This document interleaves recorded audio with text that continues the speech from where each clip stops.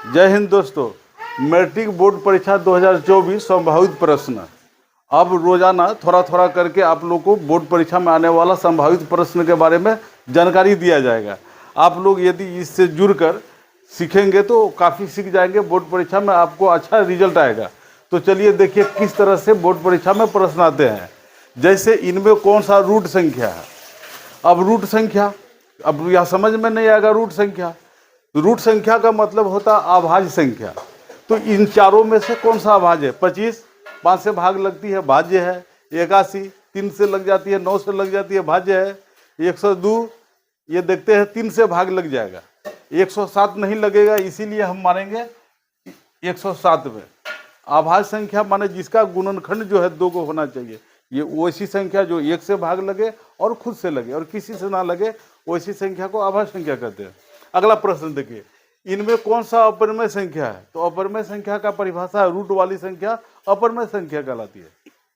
यदि उसका दशमलव प्रसार अशांत अनावर्ती हो तो हम 25 का वर्गमूल करेंगे तो गोटा अंक 5 आएगा, 64 का करेंगे तो 8, 75 का करेंगे तो यह दशमलव में जाएगी, 81 का 9 आएगा, इसीलिए हम क्या मार देंगे 75। इसका वर्गमूल आपको दशमलव में अनंत तक जाएगा। दो क्रमागत अभाज्य संख्या का एचसीएफ कितना होता है? क्रमागत का मतलब एक अभाज्य संख्या के तुरंत बाद दूसरा वाला अभाज्य संख्या। जैसे 2 अभाज्य है, 3 अभाज्य है, 5 अभाज्य है, 7 अभाज्य है, 11 अभाज्य है, 5 के तुरंत बाद 7 है, तो माने 2 का अभाज्य संख्या का महत्तम कितना होगा? तो याद रखना है 1 होगा। तो आपको ऑप्शन में कहाँ है? 1 यहाँ है, तो हम इसको मार देंगे।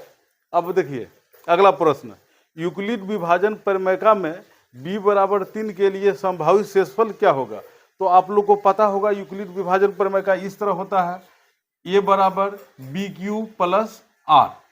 यदि किसी भी संख्या में 3 से भाग लगा दे तो शेषफल क्या आएगा? 0 आ सकता है, 1 आ सकता है, 2 आ सकता है, परंतु 3 नहीं आएगा।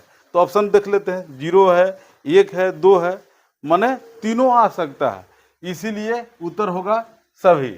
अगला प्रश्न, 0.6 पे बार को p/q में बदलने से माने इनमें से कौन आएगा? 1/3, 2/3, 1/6। यदि इस तरह का प्रश्न आ जाए तो हम बनाएंगे नहीं, हम ऑप्शन में जो दिया गया भाग लगा के देख लेंगे। जैसे 3 से भाग नहीं लगेगा तो दशमलव देंगे तो 10, 3 तिया 9, 3 तिया 9, 3 तिया 9, इसी तरह चलते चल जाएगा। माने इसको हम लोग क्या लिखेंगे? 0.3 पे बार, लेकिन यहाँ 6 है, नहीं चलेगा।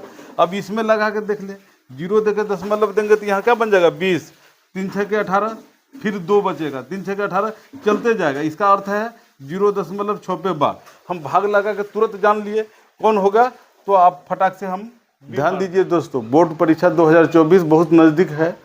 हम सप्ताह में 2 दिन 3 दिन क्लास लेंगे और बोर्ड मॉडल प्रश्न 1 नंबरिया और लॉन्ग प्रश्न भी लेके आएंगे। आप लोग अधिक से अधिक देखें, सीखें और शेयर भी करें। चलिए अब आगे बढ़ते हैं हम। 2, 10 और 20 का लौसा और मौसा का अनुपात क्या होगा? लौसा माने लघुत्तम, मौसा माने महत्तम।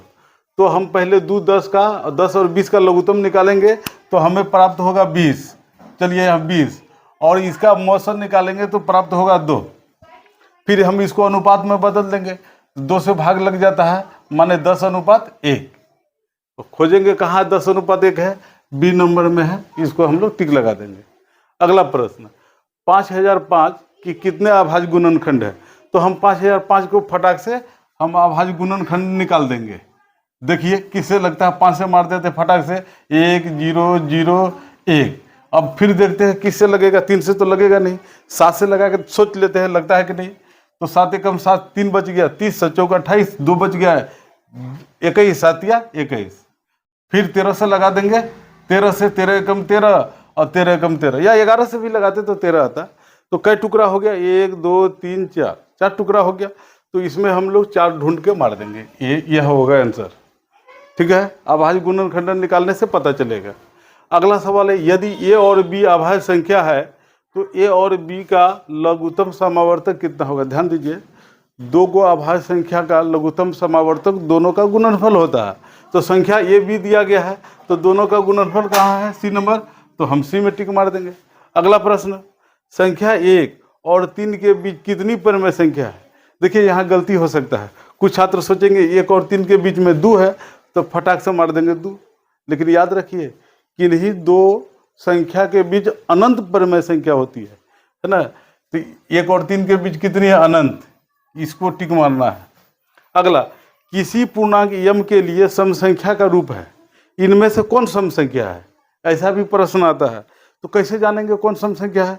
तो m का कोई भी मान रखेंगे, जैसे 1 रखेंगे और 2 जोड़ेंगे तो 3, 2 रखेंगे 2 जोड़ेंगे 4, 3 रखेंगे 3 2 5, 4 रखेंगे 4 2 6, यानी एक बार जोड़ा एक बार फुटिया आता है, बार बार जोड़ा नहीं आता है।